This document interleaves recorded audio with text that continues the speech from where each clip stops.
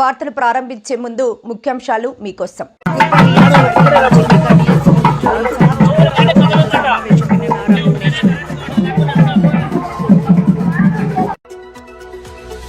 నంద్యాలలో టిడ్కో ఇళ్లను పరిశీలించిన మంత్రి ఎన్ఎండి ఫారూక్.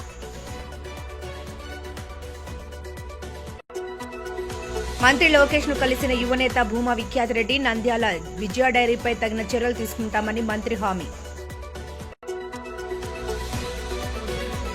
నంద్యాలలో regional sports cultural fest inter school క్రీడలను ప్రారంభించిన మంత్రి ఎన్ఎండి ఫారూక్.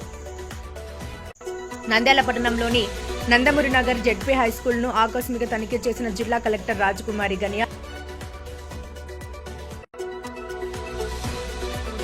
నంద్యాలలో ఘనంగా ముగిసిన సహకార వారోత్సవాలు.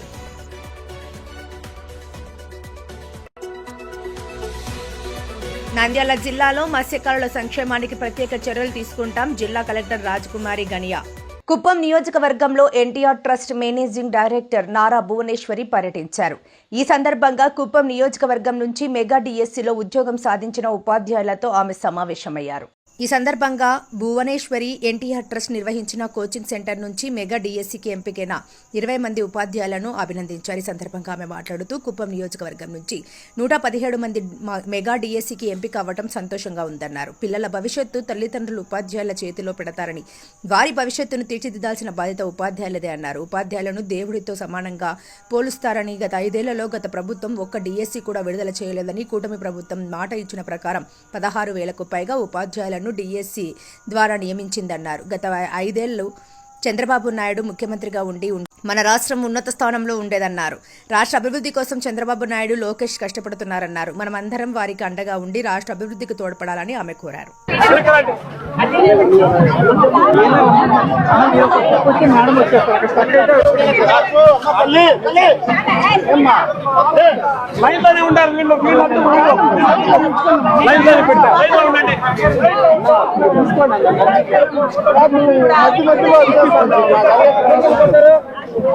మీరు తోసుకోదండి, తోసుకోరావద్దండా, తోసుకోవద్దు, అట్లా లైన్లో నిలుచుకోండి. వచ్చాక ఈ పక్క వచ్చి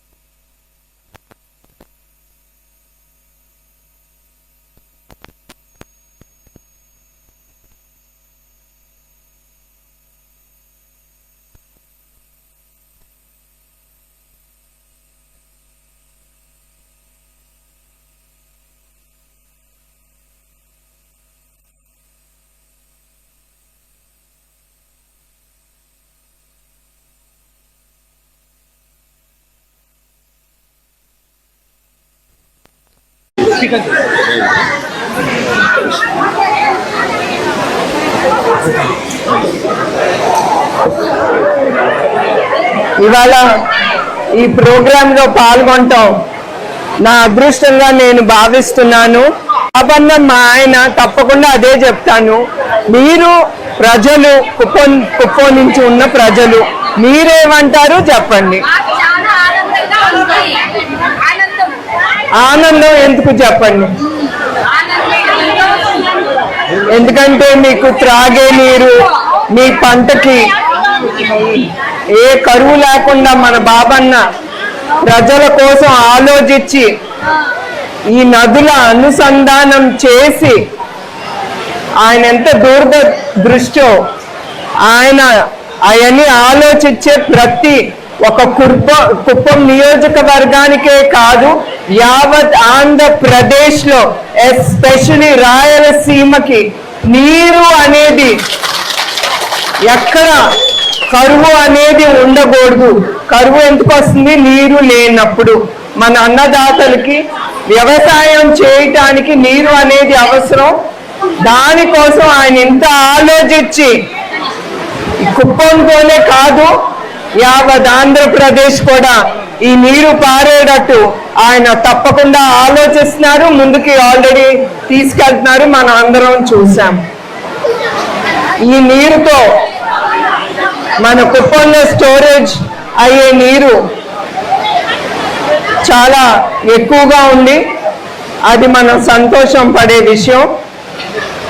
సో చివరికి బాబన్న గారు మీకోసం కుప్పం కోసం ఆయన చాలా ఆలోచించి చాలా ముందుకి తీసుకెళ్తున్నారు. ఇప్పుడే మీరు చూశారు కుప్పంకి 6 ఇండస్ట్రీస్ వస్తున్నాయి. ఇండస్ట్రీస్ వస్తే ఏమవుతాయి మీరు చెప్పండి? 7 ఇండస్ట్రీస్ వస్తున్నాయి. 7 వస్తే మీకేమి మీరేం లబ్ధి పొందుతారు? మీ బిడ్డలకు ఉద్యోగాలు దొరుకుతాయి కదా, వాళ్ళు ఇంకొక దూర ప్రదేశానికి వెళ్ళక్కర్లేదు, ఇతర రాష్ట్రాలకి వెళ్ళక్కర్లేదు ఉద్యోగాల కోసం. ఏ తల్లైనా బిడ్డలు తన దగ్గర ఉండాలి అనేదే కోరుకుంటుంది. అందుకే ఆ ఆలోచనతోనే మన చంద్రన్న ఈ 7 ఇండస్ట్రీసే కాదు, టూరిజం డెవలప్మెంట్, దాంతో మీకు డబ్బులు కూడా వస్తాయి, దాంతో మీరు లబ్ధి పొందుతారు. ఇక్కడ ఉండే భూములు చాలా ప్రైస్లు చాలా ఇంక్రీజ్ అవుతాయి. సో మీరందరూ దాంతో మీరు సంతోషంగా ఉండాలనే ఆయన బాధ్యత కూడా. దాంట్లో 7 కంపెనీల్లో 3 కంపెనీలు మన మహిళలకే ఉద్యోగాలు. ఈ 7 కంపెనీలు వచ్చి 2203 కోట్లు ఇక్కడ ఇన్వెస్ట్మెంట్ జరగబోతుంది. దాంతో డైరెక్ట్ ఇండైరెక్ట్ ఉద్యోగాలు 30,000 మందికి ఉద్యోగాలు లబ్ధి పొందుతారు. సో ఇక్కడితోనే మీ బాబన్న ఆగురు మీ అందరికీ బాగా తెలుసు, నాకంటే కూడా. ఎందుకంటే ఆయన జీవితం అంతా ఎప్పుడు ప్రజలు, కుప్పం ప్రజలు అనేది ఆయన ఆలోచిస్తారు చివరి వరకు. సో ఆయనకి ఎప్పుడు మీ ఆశీస్సులు ఉండాలని కోరుకుంటున్నాను. అందరికీ నా హృదయపూర్వక నమస్కారాలు. మరొక్కసారి దీంతో పాల్గొనటం నా అదృష్టంగా భావిస్తున్నాను. నమస్కారం.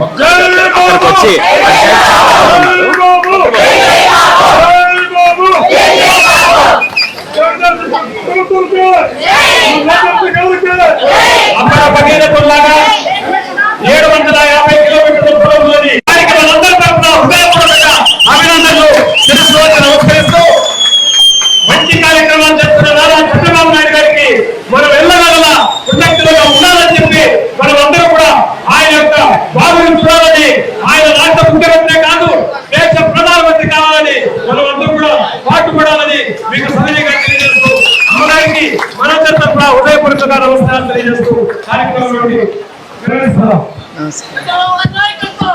నంద్యాల పట్టణ శివారుల్లోని టిడ్కో ఇళ్లను మంత్రి ఫారూక్ పరిశీలించారు. స్థానిక అయ్యలూరు గ్రామంలో ఉన్న టిడ్కో ఇళ్లను ఆయన పరిశీలించారు.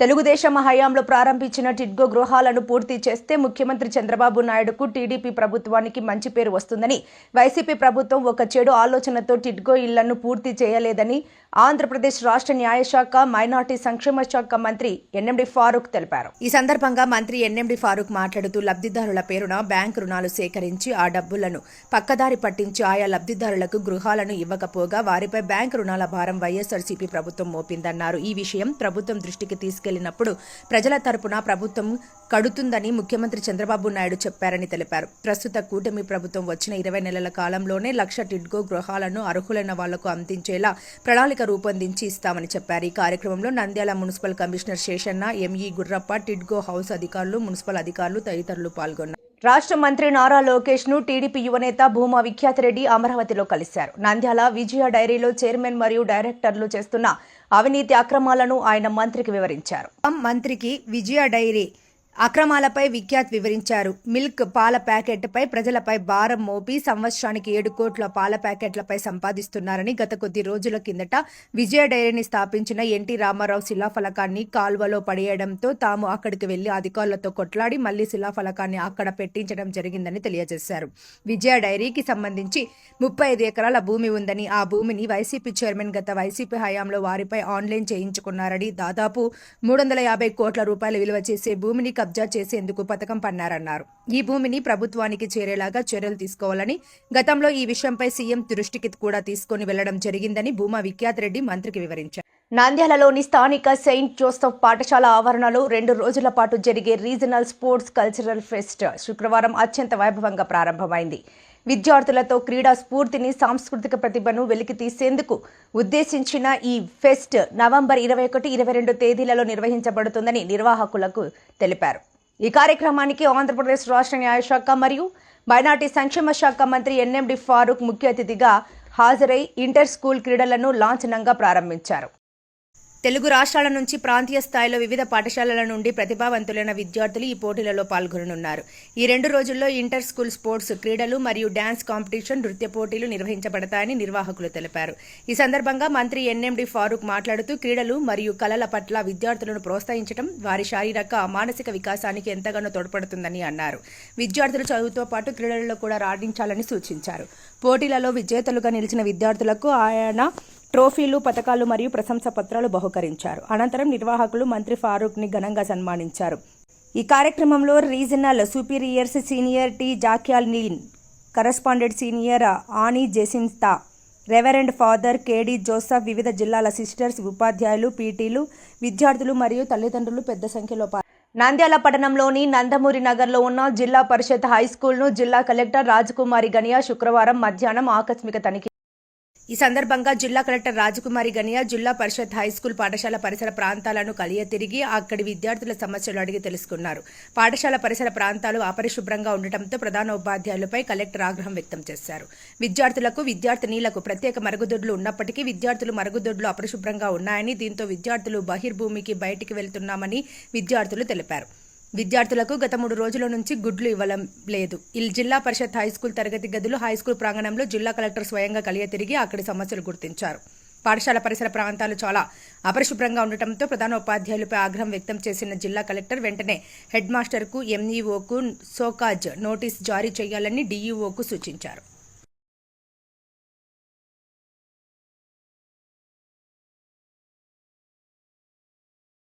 సహకార వారోత్సవాల్లో భాగంగా కలెక్టర్ ఆదేశాల మేరకు నవంబర్ 14 నుంచి 20వ వరకు వారం పాటు సహకార వారోత్సవాలు ఘనంగా జరిగాయి. అందులో భాగంగా ప్రతిరోజు ఒక కాన్సెప్ట్లో వారోత్సవాలు జరిగాయి. 20వ తేదీన చివరి రోజున మార్క్ఫెడ్ ఆధ్వర్యంలో జిల్లా సహకారి అధికారి సారథ్యంలో మార్క్ఫెడ్ ప్లాంట్ ఆవరణంలో కార్యక్రమం ఏర్పాటు చేశారు. ఈ కార్యక్రమం యొక్క ముఖ్య ఉద్దేశం innovation in cooperative global business models for global competitives అనే కాన్సెప్ట్ మీద కార్యక్రమం జరిగింది. ఈ కార్యక్రమంలో భాగంగా జిల్లా సహకార అధికారి, డివిజనల్ సహకార అధికారి, DM Markfed, district agriculture officer, సహకార శాఖ సిబ్బంది, పిఎస్సిఎస్ మరియు మార్క్ఫెడ్ డిసిఎంఎస్ స్టాఫ్ పాల్గొన్నారు. సహకార వ్యవస్థలో ఇన్నోవేషన్ను ఎలా సాధించాలి అనే దాని మీద చర్చ జరిగింది. నానో టెక్నాలజీని ఎలా వాడాలి అనే విషయం మీద కోరమండల్ వారు చక్కగా వివరించారు. నానో టెక్నాలజీని ఎలా ఉపయోగించాలి, నానో యూరియా, నానో డిఏపిని వరి పంటలను వాడి పంటలను ఎలా రక్షించుకోవాలన్న విషయాల మీద కూలంకుషంగా వివరించడం జరిగింది. కోరమండల్, డిసిఎంఎస్ అందరూ పాల్గొని ప్రోగ్రాంను విజయవంతం చేశారు. నంద్యాల జిల్లాలోని మత్స్యకారుల సంక్షేమానికి ప్రత్యేకతలు తీసుకోవడం జరుగుతుందని జిల్లా కలెక్టర్ రాజకుమారి గనియా పేర్కొన్నారు. శుక్రవారం కలెక్టరేట్లోని పీజీఆర్ఎస్ హాల్ నందు జిల్లా మత్స్యశాఖ వారి ఆధ్వర్యంలో ప్రపంచ మత్స్యశాఖ దినోత్సవాన్ని అత్యంత ఘనంగా నిర్వహించారు. ఈ సందర్భంగా జిల్లా కలెక్టర్ రాజకుమారి గనియా మాట్లాడుతూ జిల్లాలో ఉన్న మత్స్యకారుల సమస్యలను ప్రభుత్వం దృష్టికి తీసుకెళ్లి వారి సంక్షేమానికి కృషి చేయడం జరుగుతుందన్నారు. నంద్యాల వ్యవసాయ అనుబంధ శాఖలపైన ఆధారపడిన జిల్లా. మన జిల్లాలో ఎక్కువగా హార్టికల్చర్, లైవ్ స్టాక్, అగ్రికల్చర్ తర్వాత ఆక్వా రంగం ద్వారా జిల్లాకు జీడీపీ ఎక్కువగా వస్తుందన్నారు. జిల్లాలో 65,000 మెట్రిక్ టన్నులు చేపల ఉత్పత్తి ఉందన్నారు. ఈ ఏడాది 80,000 మెట్రిక్ టన్నులకు పెంచాలన్న ఆలోచనతో జిల్లా యంత్రాంగం ముందుకు వెళ్లడం జరుగుతుందన్నారు. జిల్లాలో 330 మైనర్ ఇరిగేషన్ ట్యాంకులు ఉన్నాయని, కానీ 110 ట్యాంకుల్లోనే చేపల పెంపకం జరుగుతోందని, చేపల పెంపకం రిజర్వాయర్లు, చెరువుల ద్వారా పెంచితే మత్స్యకార కుటుంబాలకు జీవనోపాధి పెరిగి జిల్లా అభివృద్ధి సాధ్యమవుతుందని, ఆ దిశగా చెరువులలో మరింత చేపల పెంపకం చేపట్టేందుకు చర్యలు తీసుకోవడం జరుగుతుందన్నారు. జిల్లాలో ఉన్న ఫిష్ నర్సరీస్ని అభివృద్ధి చేయడం జరిగిందని, వచ్చే సంవత్సరానికి మరింత అభివృద్ధి చేసి జిల్లాకు కావలసిన చేపపిల్ల ఉత్పత్తికి మన జిల్లాలోనే జరిగి మత్స్యకారులందరికీ అందించడం జరుగుతుందన్నారు. మత్స్యకారులు సొసైటీలో సభ్యత్వం కావాలంటే 5 స్కిల్స్ ఉండాలని, ఈ 5 స్కిల్స్కు సంబంధించి శిక్షణ కూడా ఫిషరీస్ డిపార్ట్మెంట్ ద్వారా అందించి ఎక్కువ మందికి జీవనోపాధి కల్పించి వారి జీవితాలలో వెలుగులు నింపడం జరుగుతుందన్నారు.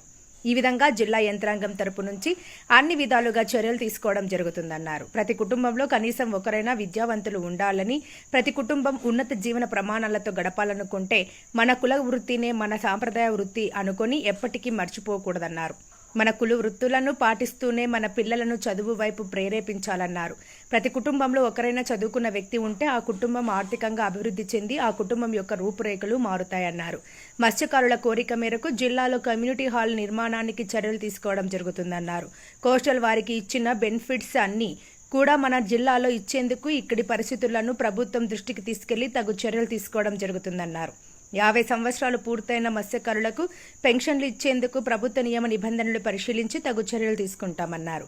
చేపల్లో ఉన్నటువంటి ఆరోగ్యకరమైన ప్రోటీన్లు ఎక్కువ దొరకవన్నారు. మనుషుల్లో తెలివితేటలు, పిల్లల మెదడు చురుకుగా పనిచేయాలంటే ఆరోగ్యంగా ఉండేందుకు ప్రతి ఒక్కరూ చేపలు తినాలి. వార్తలు ముగించే ముందు ముఖ్యాంశాలు మరోసారి.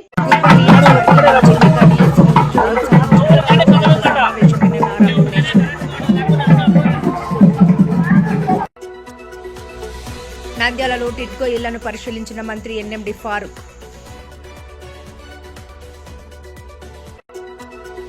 మంత్రి లోకేష్ ను కలిసిన యువనేత భూమా విఖ్యాతరెడ్డి. నంద్యాల విజయ డైరీపై తగిన చర్యలు తీసుకుంటామని మంత్రి హామీ.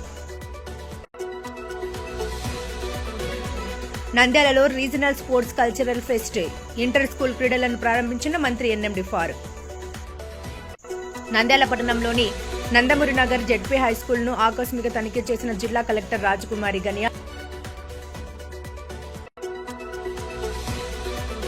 నంద్యాలలో ఘనంగా ముగిసిన సహకార వారోత్సవాలు.